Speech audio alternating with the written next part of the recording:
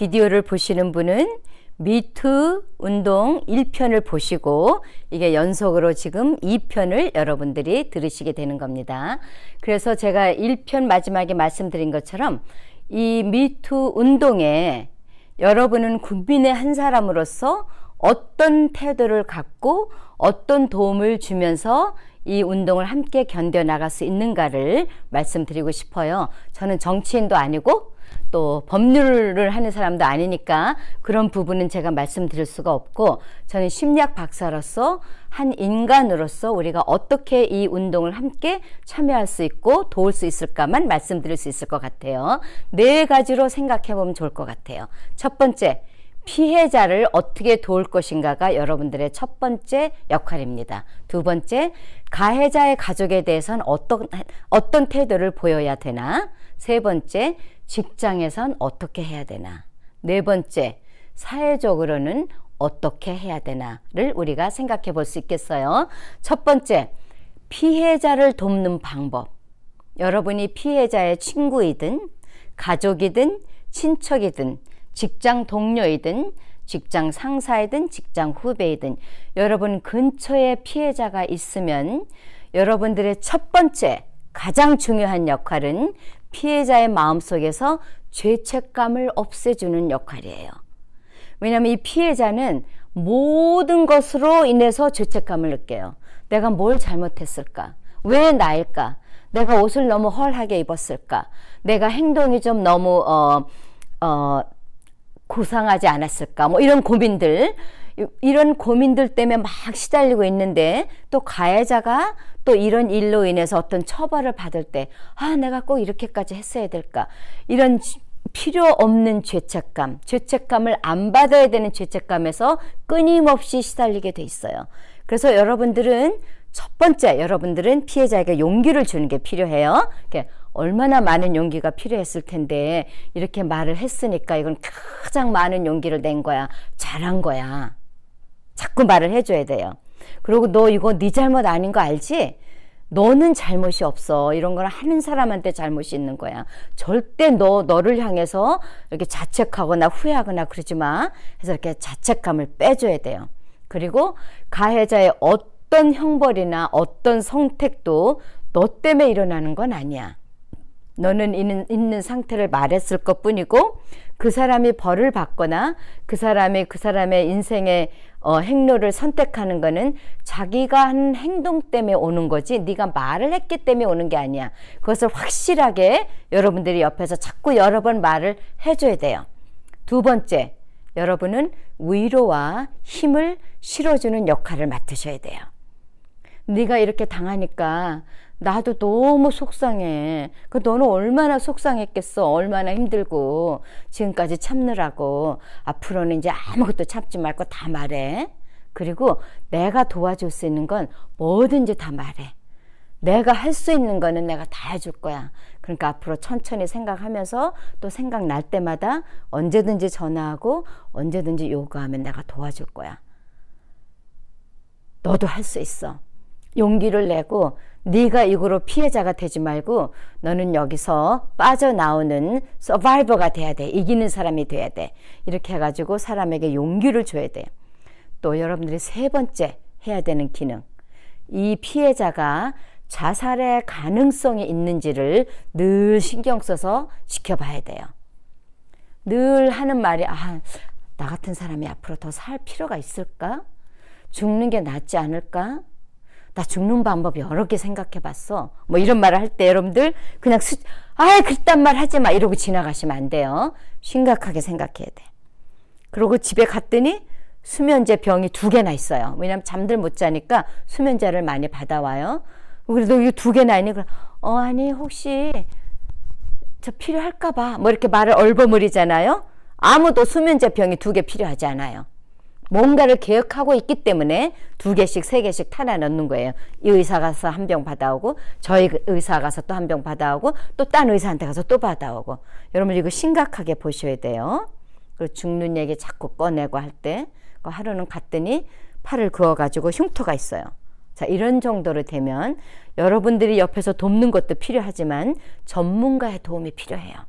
제가 그래서 인터넷을 쳐봤더니 한국에도 상담 및 지원 이런 게 있더라고요. 보니까 한국 성폭력 상담소, 한국 여성 민우회, 한국 여성 긴급 전화 이런 것들이 제가 여기서 인터넷을 쳐도 나오니까 여러분들을 찾을 수 있을 거예요. 그래서 그런 분들하고 연결해서 아니면 그냥 개인 상담하는 분들하고 연결해서 도움을 받도록 도와주셔서 이 피해자가 이 자기를 생명을 해하지 않고 이걸 잘 견뎌나갈 수 있도록 돕는 것이 여러분들의 역할이에요.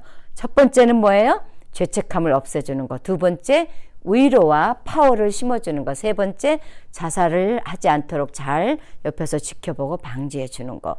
이런 세 가지 역할들이 여러분들이 해줄 수 있는 역할들이겠어요. 그 다음에 가족에 대해서는 우리가 어떻게 생각해야 되나.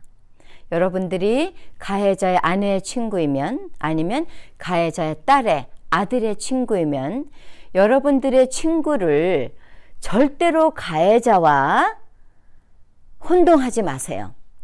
친구 관계를 계속 유지해 주세요. 그리고 가해자처럼 이 사람을 대하지 마세요. 뭐 피한다든지 밥 먹자고 하는데 안 먹으려고 좀 핑계를 댄다든지 뭐 자기들끼리 놀러 간다든지 이런 행동들을 안 하는 게 좋은 것 같아요. 이 미국에서는 그게 잘 돼 있어요. 가해자와 가해자의 가족들을 구분해서 우리가 생각하고 그 사람들도 힘들어요. 내 아빠가 그랬다. 얼마나 내가 힘들겠어요. 얼마나 내가 미안하겠어요. 내가 하지도 않았는데. 그러니까 자녀의 친구 되는 분들은 너 미안해 하지 마. 네 아빠야. 네가 어떻게 할 수 있는 분이 아니야. 네가 아빠의 부모가 아니잖아. 네가 아빠의 부모면 네가 책임감을 져야 되지만 너는 아빠의 아이야. 자식이야. 네가 어떻게 할 수 있었던 게 아니야. 우리 다 기억해야 돼요. 가해자가 이런 행동을 할 때 아내나 자식하고 의논하면서 하는 거 아니에요. 몰래 하는 거예요. 그러니까 여러분들 친구이니까 네 잘못은 아니야 말해주고 네가 미안해 하지 않아도 돼.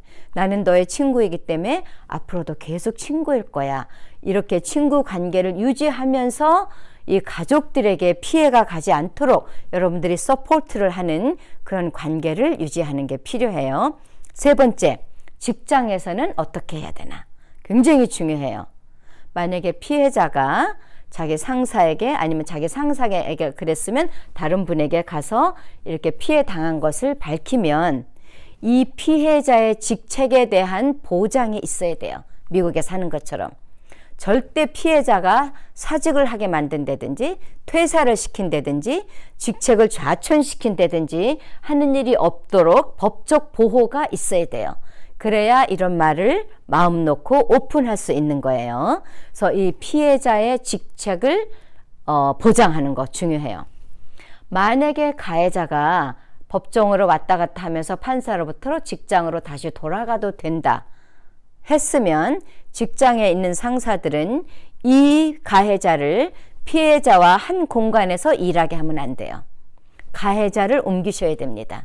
가해자가 옮겨서 다른 부서에서 일을 하든지 다른 빌딩에서 일을 하든지 해서 부딪히는 일이 없도록. 그리고 이 가해자는 여직원들과 회사 밖에서 회식하는 거나 만나는 것을 금지하셔야 돼요. 기억하세요. 이런 행동들은 법적으로는 놓아줬다 할지라도 가지고 있는 헤빗이고 중독 증상이기 때문에 안 하려고 마음을 먹어도 미안하다고 하면서도 또 나올 수 있는 게 이런 다른 사람의 몸을 침범하는 행동들이에요. 그러니까 여러분들이 이게 중독 증상임을 기억해서 개인적으로 여러분들이 이런 일이 다시는 일어나지 않도록 회사에서 방침을 해야 되는 거죠. 사실 저는 개인적으로도 이 미투 무브먼트로 인해서 회사에서 직원들이 밤늦게 술 마시고 회식하는 것을 금지하는 법이 생겼으면 좋겠어요. 그건 저는 정치인도 아니고 법으로 일하는 사람이 아니니까 그냥 마음으로만 바라는 거죠. 그리고 회사에서 이 가해자에게 일하는 게 허락이 됐으면은 상담을 요구하셔야 돼요. 1년 최소한도 내지는 2년 정도 자기가 힘들 때 스트레스 받았을 때 다른 여자의 몸을 건드려서 그것을 해소하려는 욕구를 어떻게 해결해야 되는지를 배워야 되는 거예요. 그래서 여러분들이 회사에서는 이걸 확실하게 하고 상사들은 이 펜스 룰 펜스, 이 미국의 부대통령을 따라서 만든 펜스 룰이죠.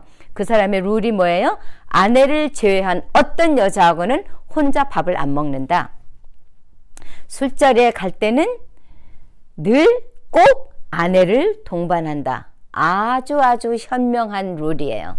사실 이런 룰들은 미국에서 그동안 전문직에서 봉사하는 분들은 이미 다 지키고 있었어요. 의사라든지 저같이 심리치료하는 사람이라든지 절대 남자 의사가 여자 환자를 혼자 진찰을 못하게 돼 있어. examine을 꼭 여자 직원이 있어야 되고 여자 직원이 함께 있을 때만 이 모든 검사를 할 수 있게 그런 룰들이 있어서 의사들은 거의 다 그런 일을 그렇게 하는 줄 알고 있었어요. 가끔은 의사분들도 이런 일들로 인해서 힘들 때가 있어요. 이렇게 자기가 하지 않았을 때도 뭐 당한다든지 이런 거 그런 것 때문에 상담도 받아야 되고 이런 일들이 많이 있었죠. 그러니까 여러분들은 직장에서나 아니면 어떤 정치적으로나 이 펜스 룰을 센스 있게 적용하시면 좋겠어요. 극단적으로 이제 여자는 고용 안 한다. 뭐 회의할 때 여자는 빼놓고 한다. 회식 나갈 때도 뭐 남자만 간다. 뭐 이렇게 극단적으로 하지고 여러분들 기억하세요. 이건 여자가 문제가 아니에요.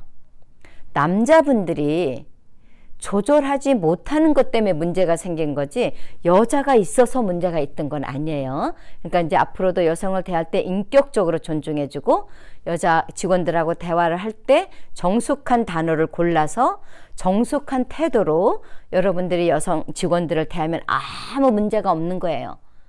여러분들이 이 여자 직원들을 이렇게 조금만 이렇게 해이한 상태로 들어가면 여러분의 필요를 채우는 하나의 물건으로 보고 건드리기 때문에 문제가 일어나는 거지 여자가 직원으로 있기 때문에 일어나는 문제가 아니니까 여러분들이 이런 극단적인 행동을 피하면서 이 일을 전개해 나가면 좋겠어요. 센스 있게 그리고 융통성 있게.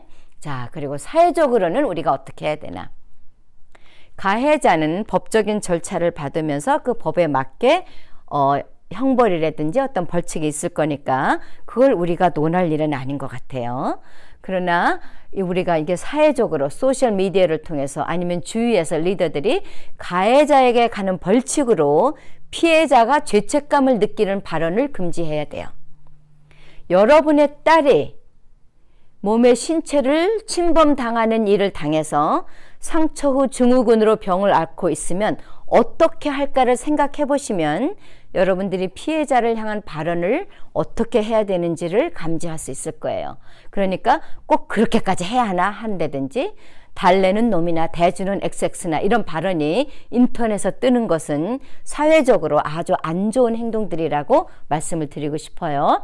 그러니까 소셜 미디어를 담당하고 있는 분들은 어떤 방향으로든지 피해자가 죄책감을 느끼게 하는 발언을 올리지 않도록 조심해 주셔서 이 사회가 바뀌어야 여러분의 딸들이 안전하니까 이 미투 운동을 인내하고 지켜보면서 건전한 자세로 대처하게 되기를 바랍니다. 그래서 이 내용을 신청해 주신 우리 정필리님 부족하나마 조금이라도 도움이 되길 바라고요. 이 동영상을 보시는 모든 분들은 지금 이 혼동스러운 상황에서 어떻게 대처해야 될지 여러분들이 아셨으면 서로에게 말해주고 교회 다니시는 분들은 목사님께도 말씀해 주시고 또 다른 사회 리더들한테 말씀하셔서 제가 말씀드린 이 적은 내용들이 어떤 지침에 조금이라도 도움이 되어서 이 혼잡한 기간에 국민이 중심을 잡고 이 미투 운동이 안정되고 건전하게 퍼져서 여러분의 딸들이 안전하게 살 수 있는 국가를 만드는 데 도움이 되기를 바랍니다.